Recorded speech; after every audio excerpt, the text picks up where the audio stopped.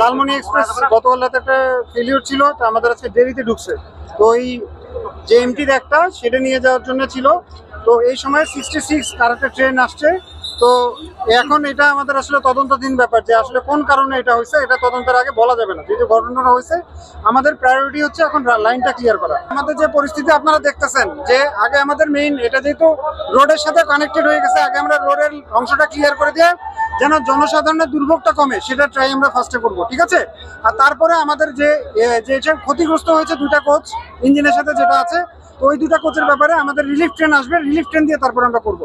আগে আমরা আমাদের যেটা প্রাইমারি ভাবে আমরা হ্যান্ড শেন্ডিং করে যতটুকু ক্লিয়ার করা যায় আমরা আগে সেটা করছি, তারপরে হচ্ছে আমরা মেজর যে প্রবলেমটা সেটা সলভ করবো।